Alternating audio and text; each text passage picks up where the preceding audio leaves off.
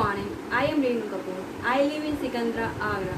As far as my education qualification is concerned, I am MPhil, MCom and BA. I have 10 years experience as a lecturer in Delhi universities and KV schools. I like teaching. Thank you. Today I will teach you chapter controlling. What is the meaning of controlling? What is the definition of controlling? Controlling definition is comparison of actual performance with standard performance. There are two words, actual performance and standard performance. First, what is the meaning of actual performance? Actual performance means the work which has been done. And now, what is the meaning of standard performance? Standard performance is that standard which are decided in the planning. Now, definition is controlling is comparison of actual performance with standard performance. When we compare the actual performance with standard performance, it is called controlling. Okay students, now we are going further. What is the scope of controlling? Is the scope of controlling is narrow or is the scope of controlling is big? Answer is the scope of controlling is very big. Now question is how? In the controlling, first we compare the actual performance with standard performance. Further, we know the reason. What is the reason for any deviation? Next is, if there is any deviation, then we take the corrective measures. In this way, we can say that the scope of controlling is very big. Students, now next is nature of controlling. What is the nature of controlling? Or we can say, what is the feature of controlling? Answer is, there are 4 features of controlling. First one is, controlling is a goal-oriented function. Second feature is, controlling is an all-pervasive function. Third one is, controlling is both backward-looking as well as forward-looking function. Fourth one is, controlling is a continuous function. Students, now we will explain these features. First feature is, controlling is a goal-oriented function. What is the meaning of goal-oriented function? ऐसा काम जो किया जाता है goals को achieve करने के लिए, उसे गोल ओरिएंटेड फंक्शन कहते हैं. It means the function which is done for achieving the goals efficiently and effectively is called goal oriented function. Students, अब हम देखते हैं क्या कंट्रोलिंग ये काम करता है. यस, कंट्रोलिंग में हम एक्चुअल परफॉर्मेंस को स्टैंडर्ड परफॉर्मेंस से कंपेयर करते हैं और अगर उसमें कोई डेविएशन होता है, अगर कुछ कमी आती है, तो उसके रीजन को जानकर उसको दूर करने की कोशिश करते हैं. स्टूडेंट, इससे क्या होता है? अगर उसमें कोई कमी आती है तो उसे दूर करने की कोशिश करते हैं, जिससे कि हमारा गोल बहुत अच्छी तरह से एफिशिएंट और इफेक्टिव तरीके से प्राप्त होता है. इस तरीके से हम कह सकते हैं कि controlling is a goal oriented function. We can say that controlling is a goal oriented function. Students, now I am going to next point. Next feature of controlling. Next feature of controlling is, controlling is an all-pervasive function. Controlling एक pervasive function. अब pervasive function क्या होता है? Pervasive function means एक ऐसा function जो profit making organisations, यानी कि ऐसी ऑर्गेनाइजेशन जो प्रॉफिट कमाती हैं, और नॉन प्रॉफिट मेकिंग ऑर्गेनाइजेशन, ऐसी ऑर्गेनाइजेशन जो सर्विस के लिए काम करती है, में काम करता है, कहलाता है परवेसिव फंक्शन। मैंने कहा कि परवेसिव फंक्शन एक ऐसा फंक्शन होता है जो प्रॉफिट मेकिंग ऑर्गेनाइजेशन और नॉन प्रॉफिट मेकिंग ऑर्गेनाइजेशन दोनों में होता है। It means pervasive function is that function which is done profit making organization as well as non profit making organization. Now students, हम देखते हैं क्या कंट्रोलिंग में ऐसा होता है? Answer is yes. Controlling is done in profit making organization as well as non profit making organization. That is why we can say that controlling is an all pervasive function. ठीक है students, ये तो एक बात हुई कि एक ऐसा फंक्शन जो प्रॉफिट मेकिंग ऑर्गेनाइजेशन और नॉन प्रॉफिट मेकिंग ऑर्गेनाइजेशन में होता है उसे परवेसिव फंक्शन है। परवेसिव फंक्शन के लिए एक बात और जरूरी है कि ये function top level, middle level और लो लेवल, तीनों लेवल पर काम करता है। अब आप ये देखिए, क्या कंट्रोलिंग ये शर्त पूरी करता है? Yes, answer is yes. Controlling is done at all levels of management. Controlling is done top level management, controlling is done medium level management, and controlling is done at low level management. Students, in this way we can say that controlling is an all pervasive function. Okay students, is it clear? Now I am going to third point. What is the third feature of controlling? Third feature of controlling is both backward looking as well as forward looking function. Backward, there are two words, backward looking and forward looking. Students, what is the meaning of backward looking? Backward looking means पीछे जाना, पीछे देखना, और forward looking means आगे देखना। अब हमें इसको समझने के लिए कंट्रोलिंग की डेफिनेशन में जाना पड़ेगा। क्या है कंट्रोलिंग की डेफिनेशन?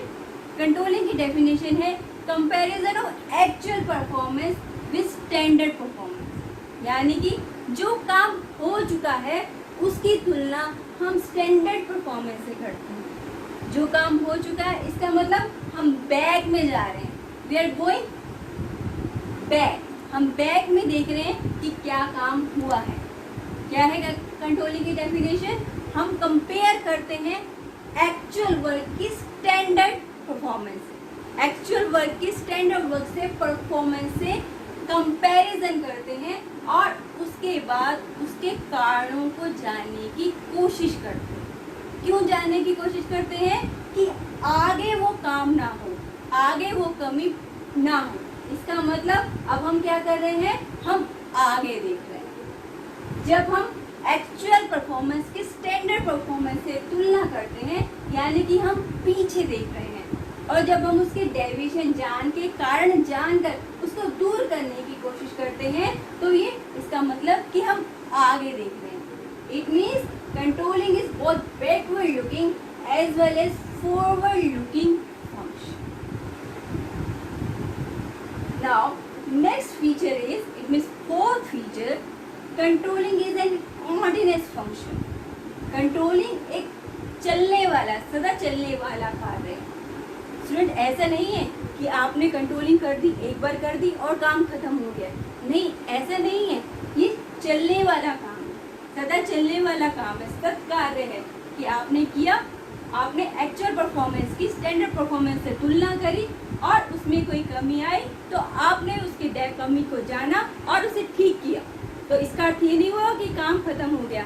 आप उसे दोबारा करेंगे और दोबारा करने के बाद फिर कोई प्रॉब्लम आती है, फिर कोई कमी आती है, तो उसको दूर किया जाएगा जब तक ये ऑब्जेक्टिव्स को अचीव ना किया जाए। तो controlling is an continuous function. In this way we can say that controlling is a continuous function.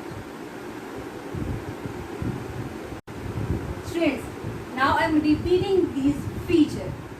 First feature, controlling is a goal-oriented function. Means controlling is a function that is done for achieving the goals efficiently and effectively. Next feature is controlling is an all-pervasive function. What is the meaning of this feature? Controlling is that function which is done in profit-making organization as well as non-profit-making organization. Controlling is that function which is done at the top level management, at the medium level management, at the low level management. Third feature is controlling is both backward looking as well as forward looking function. In controlling, we see back. It means we compare the actual data and then we get the reasons. If there is any deviation, then we get the reasons and take the corrective measures. It means we are going forward. In this way, controlling is both backward looking as well as forward looking function. Next, fourth point is controlling is a continuous function.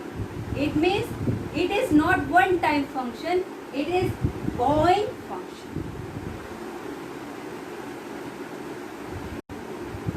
Students, अब हम बात करेंगे controlling process. Controlling process क्या होता है? Controlling में कौन कौन से काम किए जाते हैं, कौन कौन से स्टेप्स कंट्रोलिंग में किए जाते हैं, राइट? तो these are the steps of controlling. First one is setting up of standards. Second one is measuring of performance. Third one is compare performance against standard. Fourth one is analyzing deviations. In the analyzing deviations हम दो बातें पढ़ेंगे, CPC यानी कि critical point control और दूसरा MBE यानी कि management by exception. Right now 5 step is taking corrective measures.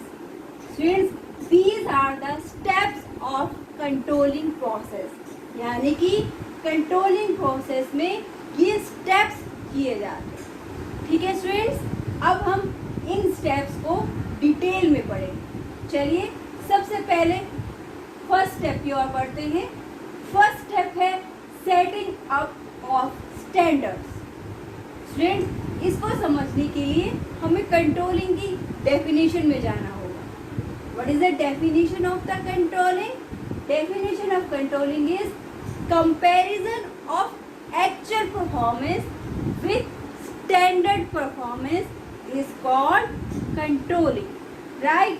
It means controlling में हम actual performance को standard performance से compare करते हैं. Right? अब हम ये काम तभी कर सकते हैं जब हमारे पास standards हों. अगर standards ही नहीं होंगे तो हम actual performance के standard performance से comparison कैसे करेंगे? इसका अर्थ ये है कि हमें standards चाहिए, हमें standards बनाने होंगे.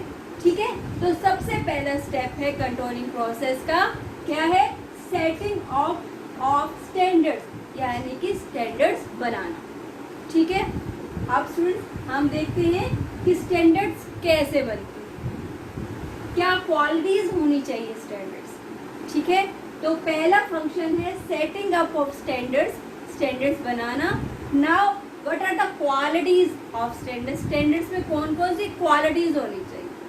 राइट स्टूडेंट्स, चलिए इसके लिए मैं आपको एक एग्जांपल देती हूँ. ठीक है, मैं आपसे कह रही हूँ कि आपके मार्क्स 101 आने चाहिए.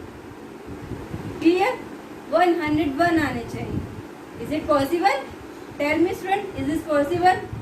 आप कहेंगे मैडम ये कैसे हो सकता है, 100 का पेपर होता है, उसमें से 101 मार्क्स कैसे आ सकते हैं? Yes students, it is not possible. Right? इसका मतलब क्या है कि जब भी हम स्टैंडर्ड्स डिसाइड कर रहे हैं, राइट, हमें क्या देखना चाहिए, इज इट अचीवेबल और नॉट, राइट, इन्हें अचीव किया जा सकता है या नहीं। These are the first quality of standard. Clear students, हम किसकी बात कर रहे हैं, हम बात कर रहे हैं कि स्टैंडर्ड्स में कौन कौन सी क्वालिटीज होनी चाहिए, राइट। तो पहली क्वालिटी क्या है, पहली क्वालिटी है अचीवेबल, यानी कि जो स्टैंडर्ड्स हैं वो प्राप्त होने, ऐसे होने चाहिए जिन्हें प्राप्त किया जा सके, ऐसा ना हो कि उन्हें प्राप्त ही ना किया जा सके। जैसे कि मैंने आपसे कहा, आपके नंबर जो है वो 101 आने चाहिए। अरे भाई, जब पेपर ही 100 का है तो उसमें 101 कैसे आ सकते हैं, that is not possible, right.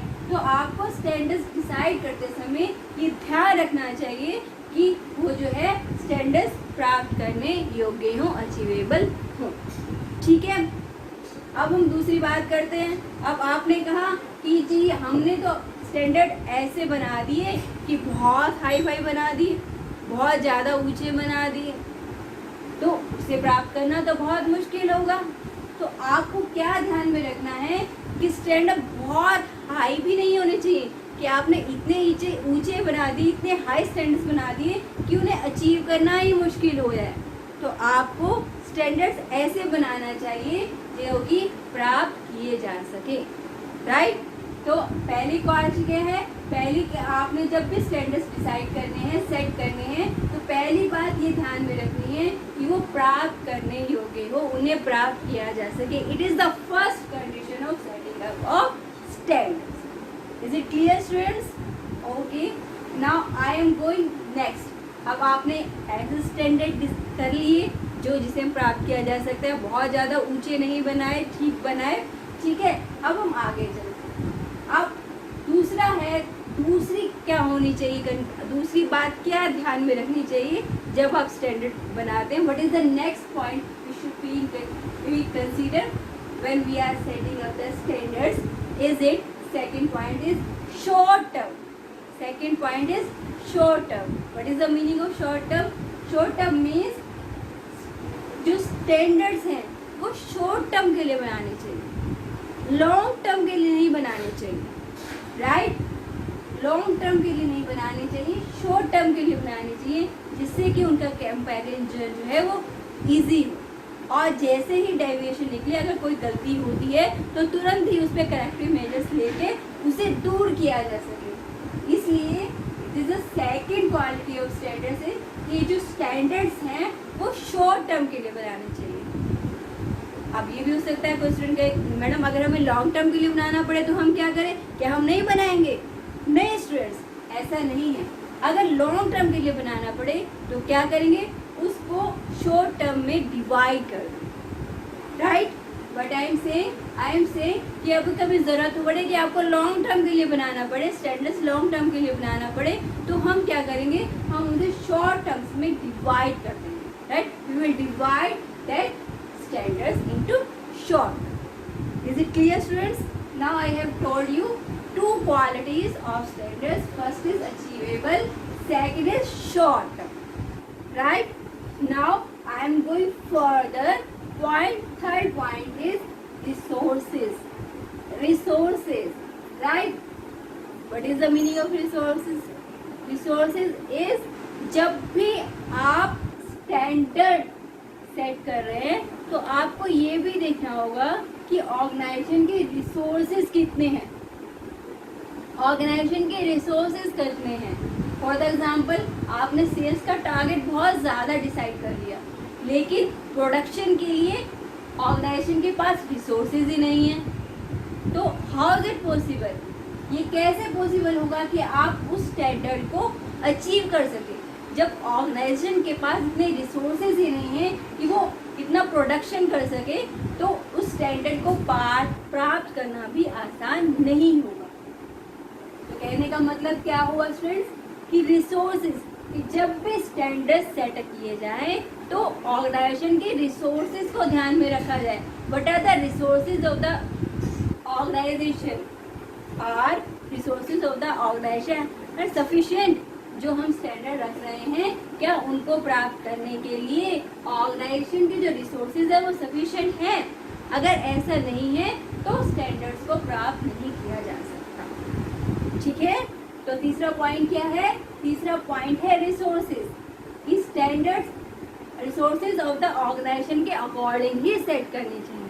जितने रिसोर्सेज हों उतने ही स्टैंडर्ड करने चाहिए। अगर कंपनी के पास, ऑर्गेनाइजेशन के पास रिसोर्सेज कम है तो स्टैंडर्ड कम कर रखना चाहिए, और अगर कंपनी के पास, किसी ऑर्गेनाइजेशन के पास रिसोर्सेज ज़्यादा है तो हाई स्टैंडर्ड्स भी सेट किए जा सकते हैं। Clear students? तो मैंने आपको 3 क्वालिटीज ऑफ स्टैंडर्ड्स बताए हैं अभी।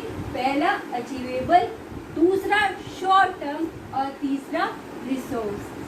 ठीक है स्टूडेंट्स, अब मैं आपको बता रही हूँ फोर्थ पॉइंट जो कि स्टैंडर्ड्स में होना चाहिए, जो है न्यूमेरिक, यानी कि हम बात किसकी कर रहे हैं? स्टैंडर्ड्स की। तो हम जब स्टैंडर्ड्स डिसाइड कर रहे हैं, सेट कर रहे हैं, तो हमें एक बात ध्यान में रखनी चाहिए कि जहाँ तक हो सके, एज फार एज पॉसिबल, ये न्यूमेरिक में होनी चाहिए। राइट? जैसे कि सेल्स है, सेल्स कितनी है? हमें स्टैंडर्ड सेल लेनी है 50 lakhs पर है। Right students? हम लेते हैं, जैसे फॉर एग्जांपल हमने एक स्टैंडर्ड किया है, क्या? 50 लाख पर एनम। तो हमने क्या किया? It is a numeric term 50 lakh. तो एज फार एज पॉसिबल, जितना भी पॉसिबल हो सके, हमें जो स्टैंडर्ड्स हैं वो न्यूमेरिक लेने चाहिए। फॉर एग्जांपल जैसे कि मैंने आपको बताया कि हमारी स्टैंडर्ड सेल कितनी है? 50 lakhs पर है ना, तो it is numeric term. Clear students? तो पॉइंट ये हमने क्या किया? चौथी क्वालिटी की, फोर्थ क्वालिटी स्टैंडर्ड्स की क्या डिसाइड की है?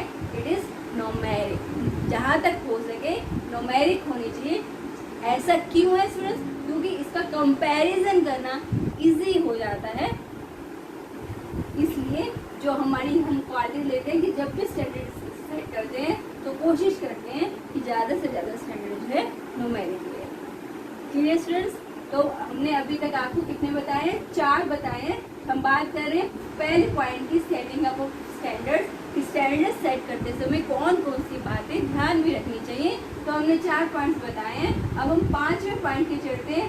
इस 5वां पॉइंट है जो ये कहते हैं टाइम लिमिट। टाइम लिमिट का मतलब है, मैंने स्टैंडर्ड, फॉर एग्जांपल मैंने स्टैंडर्ड सेट कर दिया। क्या सेट कर दिया?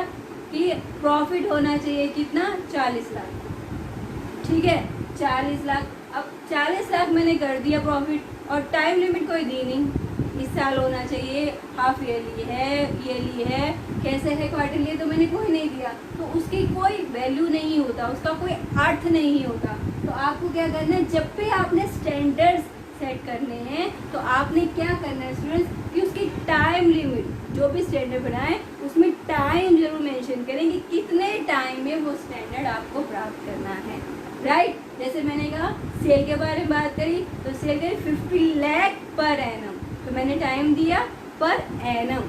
तो इसमें जब भी स्टैंडर्ड बनाए ये बात ध्यान में रखनी चाहिए कि time limit, there should be given time limit, कि कितने टाइम में आपको ये काम करना है। Right students? तो हम बात किसी कर रहे हैं, मैं एक बार फिर रिपीट कर रही हूँ, हम बात कर रहे हैं कंट्रोलिंग प्रोसेस की, कि कंट्रोलिंग में हमें कौन कौन से स्टेप करने पड़ते हैं, कौन कौन से काम करने पड़ते हैं। तो सबसे पहला काम है सेटिंग अप ऑफ स्टैंडर्ड्स। क्या है इसका मतलब? क्या है कि स्टैंडर्ड सेट करना। स्टैंडर्ड सेट करना, तो स्टैंडर्ड सेट करने में हमें कुछ बातें ध्यान में रखनी चाहिए। जैसे कि जो 5 बातें मैंने आपको बताई, इन सब 5 बातों को ध्यान में रखना चाहिए। ठीक है स्टूडेंट्स? तो अब मैं जा रही हूँ दूसरे के लिए, किसकी? तो दूसरा स्टेप, कंट्रोलिंग प्रोसेस के दूसरे स्टेप। ठीक है? ठीक है स्टूडेंट्स, समझ में आ गया होगा आपको। अब हम आगे चलते हैं। कंट्रोलिंग प्रोसेस में हमने पहले स्टेप की बात करी, हमने स्टैंडर्ड जो है वो डिटरमाइन सेट किए। अब नेक्स्ट स्टेप की तरफ चलते हैं, मेजरिंग ऑफ परफॉर्मेंस। राइट? इसका मतलब क्या है?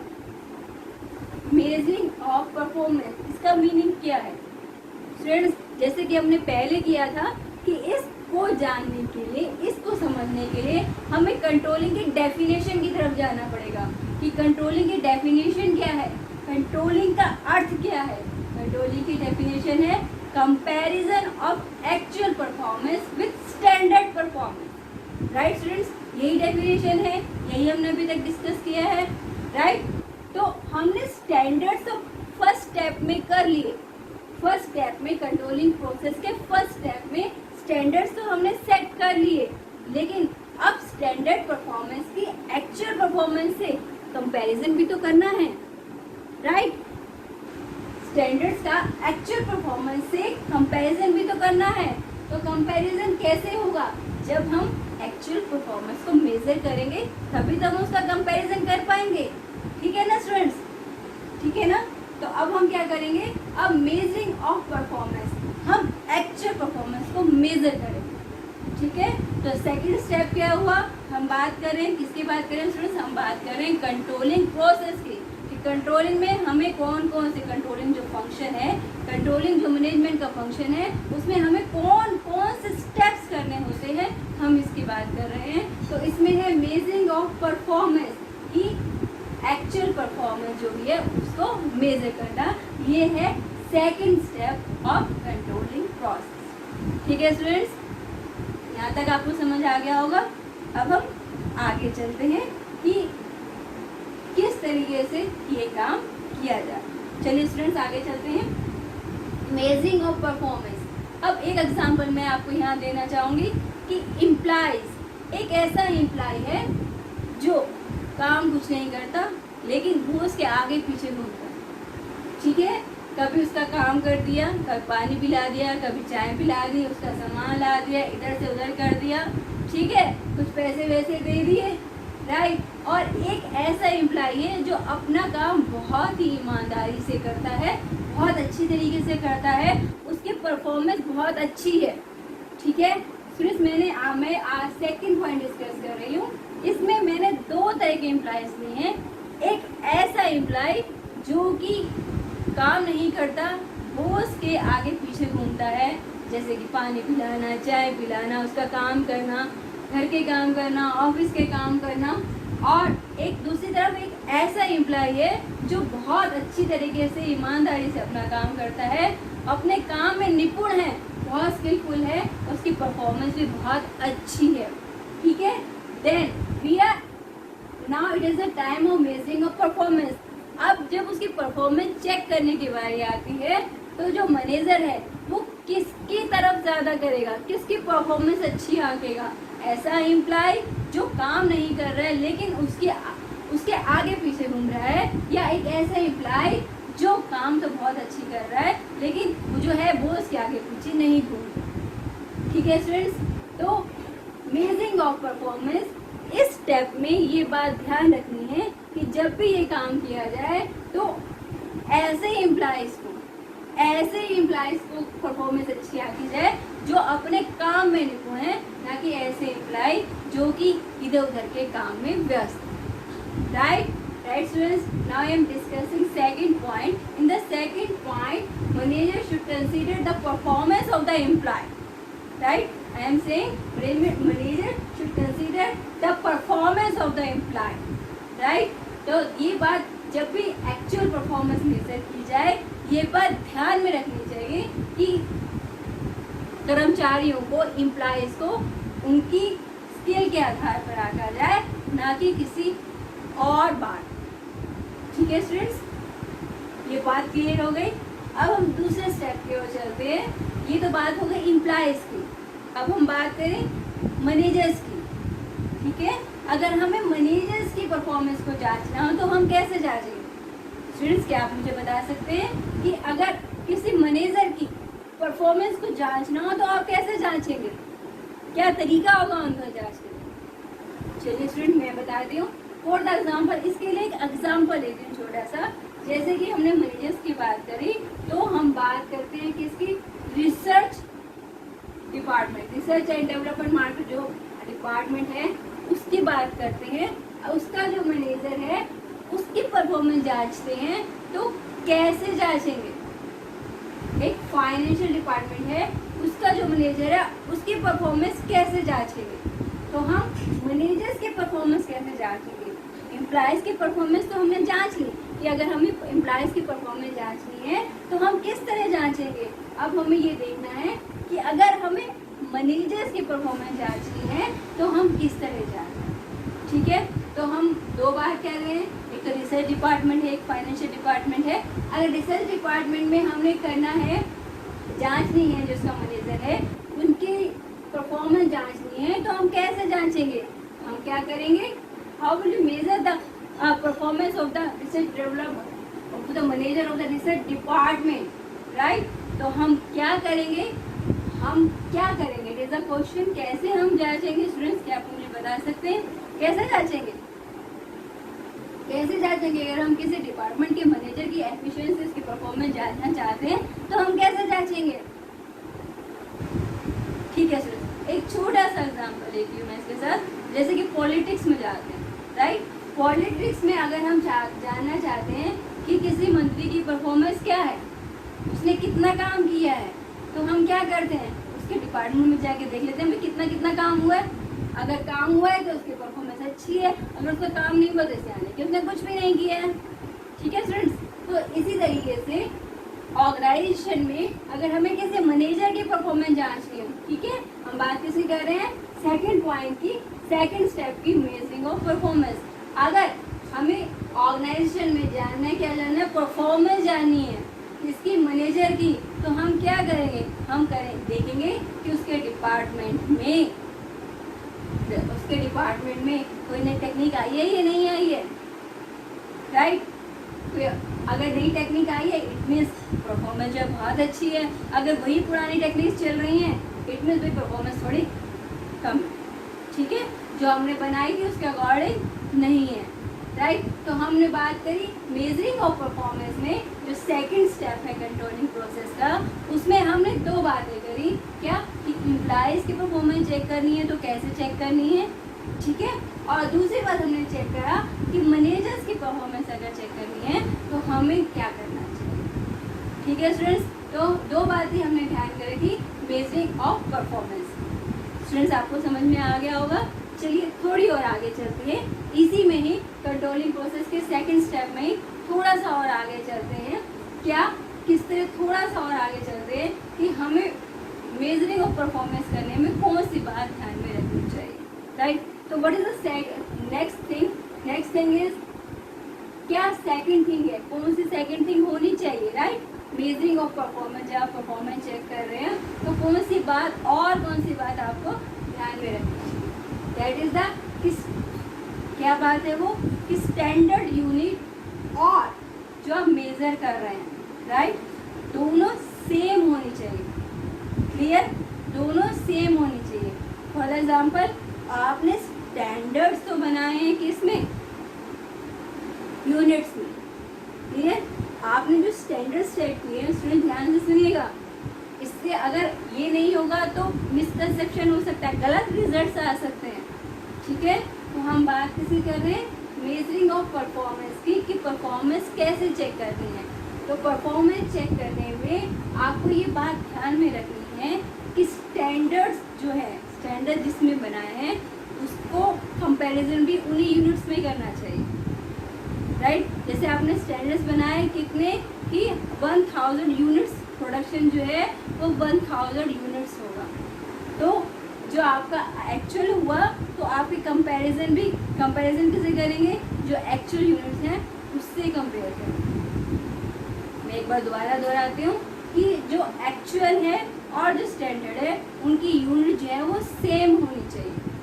क्लियर, फॉर द एग्जाम्पल एक एग्जाम्पल ले रही हूँ, जैसे सेल्स है, सेल स्टैंडर्ड कितनी है 100 यूनिट्स, तो और एक्चुअल कितने, वो भी यूनिट्स में ही लेंगे, रुपीज़ में नहीं लेंगे।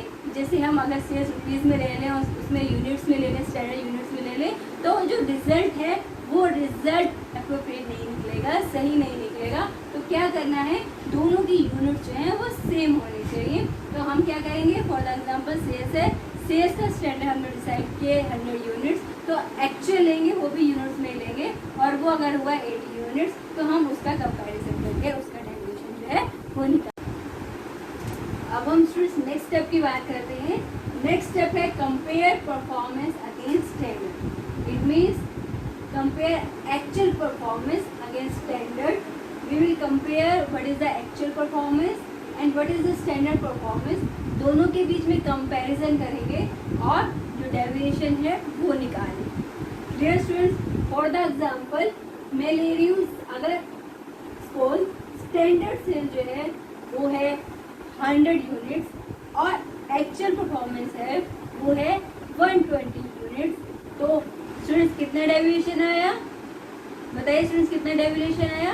Deviation is 20 units, right. Is it positive और नेगेटिव? ये पॉजिटिव है, ये नेगेटिव है.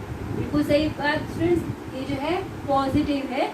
स्टैंडर्ड जो है वो कम है और एक्चुअल जो है वो ज़्यादा है, एक्चुअल परफॉर्मेंस ज़्यादा है, इसलिए it is positive deviation. Dear students, अब हम चलते हैं नेक्स्ट स्टेप की ओर, जो है analysing deviations. In the 3 steps we have taken the deviation, जो हमारे डेविएशन है, इज इट पॉजिटिव डेविएशन और negative deviation. Now in the 4th step we will analyse the deviation, right. We will analyse the deviation, हम deviation को analyse करेंगे, right student. तो इस step में there are 2 main points. First is CPC. CPC students क्या मतलब है CPC का? CPC का मतलब है critical point control, right. I am repeating, critical point control. क्या मतलब है इसका? इसका मतलब है फोकस ऑन सम की एरियाज. जो भी डेविएशंस निकले हैं, मैनेजमेंट को कहाँ फोकस करना चाहिए? क्या सभी पॉइंट पे फोकस करना चाहिए? क्या सभी डेविएशन पे फोकस करना चाहिए? Should managers focus on all the points? No, manager should focus on some come key areas. जो इम्पोर्टेंट एरियाज हैं उन पर ज़्यादा फोकस करना चाहिए और जो दूसरे एरियाज हैं उन पर कम फोकस करना चाहिए, राइट स्टूडेंट्स. तो it is CPC, critical point control. Clear students. अब हम दूसरे पॉइंट की तरफ जाते हैं, MBE. क्या मतलब है MBE का? MBE इसका मतलब है management by exception, right. Management by exception. क्या मतलब है? What is the meaning of this point? Point is this कि मैनेजर्स को बियॉन्ड द स्पेसिफिक रेंज. हम बात करें डेविएशंस की, we are talking about deviation. If deviations are beyond the specific range, then managers should give the attention on this point, otherwise no. Dear students, तो these are the 2 points of analyzing deviations. Dear students, तो अब हमने इन points में deviations क्या किया है, अभी तक डेविएशंस निकाले हैं और फिर एनालाइज डेविएशन को एनालाइज किया. क्लियर. अब हम आगे बढ़ते हैं. What is the next step of controlling process? Next step is taking corrective measures. Students, हमने निकाली डेविएशंस, क्या डेविएशन है और उसका रीजन क्या है ये हमें पता लग गया. लेकिन क्या इतना एफिशिएंट है? बताइए, क्या इतना एफिशिएंट है? No, this is not efficient. हमें क्या करना है? Controlling is the forward function also. तो हमें आगे ना हो कि डेविएशन आगे ना हो, तो हमें उससे करेक्टिव मेजर्स भी लेने हैं. Will have to take the corrective measures, right. तो जो भी डेविएशन आए हैं उसको दूर करने के लिए हमें उसको करेक्ट करने के लिए टेकिंग करेक्टिव मेजर्स लेने, राइट. इसके बाद नेक्स्ट स्टेप क्या है? जब आपने करेक्टिव मेजर ले लिए, क्या ये सफिशिएंट है? क्या इतना प्रोसेस सफिशिएंट है? बताइए स्टूडेंट्स. नो. जब क्या, कौन सा स्टेप और करना चाहिए? बताइए कौन सा करना चाहिए? यस स्टूडेंट, एक और करना चाहिए. क्या? Feedback. Next is feedback. Manager should take the feedback that जो मेजर्स उन्होंने लिए हैं, जो करेक्टिव मेजर्स लिए हैं, वो एप्लीकेबल जो हुए हैं, उनका फीडबैक कैसा आ रहा है? क्या वो यूजफुल है या यूजफुल नहीं है? आर दे यूजफुल और नॉट? तो it is called feedback report. Students, is it clear? तो in the controlling process we have discussed these points, setting of standards. It means we should set the standard, and these are the 5 points we should consider at the time of setting of the standards. Clear? Next is measuring of performance. It means we should measure the actual performance. Third point is compare performance against standard. In this step, compare actual performance with standard performance. In this comparison, there can be positive deviation or negative deviation. Clear, students? Now, next is analyzing deviation. In the fourth point, we analyze the deviation, and these are the 4 points which should be considered at the time of analyzing deviation is CPC and. Okay, students. Now we talk about case study. Right? Question is ES Limited. Students, question पढ़ने से पहले एक tip मैं आपको देना चाहूँगी कि जब भी कोई केस स्टडी पढ़ी जाती है उसको यहाँ से स्टार्ट नहीं करते. Right? We start from the question. First we read the question, after that we start the case. Right? तो हम कहाँ से स्टार्ट करेंगे? हम स्टार्ट करेंगे क्वेश्चन से. There are 2 questions A and B. First question is identify the function. Right? We have to identify the function.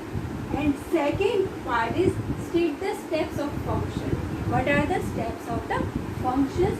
These are the 2 questions. Clear, students? सबसे पहले हम क्वेश्चंस पढ़ेंगे, उसके बाद हम केस स्टडी पे जाएंगे. तो अब हम चलते हैं केस स्टडी पे. Now what is our case study? Case study is AS Limited is a large company. Okay? The target value of the company in a day is 1000 units, but the actual volume of the company is 800 units. Okay, students? Now further is to find out the reason the company compared actual performance of each worker and observed through CCTV that some of the workers were busy in gossip. Right, students? This is a case study. Now we have to tell what the name of the function. ठीक है students? अब हम चलते हैं case study में. क्या कहा गया केस स्टडी में? The target value of the company is 1000 unit. यानी कि किसकी बात की गई है? स्टैंडर्ड्स की. उसके बाद the actual value of the company is 800 units. यानी कि क्या बात करी है? एक्चुअल परफॉर्मेंस की बात की गई है. उसके बाद क्या कहा गया? To find out the reason the company compare actual performance of each worker. यानी कि उसके बाद एक्चुअल परफॉर्मेंस को किससे क्या कंपेयर किया गया? स्टैंडर्ड परफॉर्मेंस से. And further through CCTV that some of the workers were busy in gossip. तो क्या किया उसके बाद? सीसीटीवी से जाना गया है कि रीजन क्या है. रीजन ये है कि some of the workers were busy in gossip. तो क्या पता लग रहा है कि these are the steps of controlling function. Right student? These are the steps of controlling function. It means what is the answer of first part? First part A.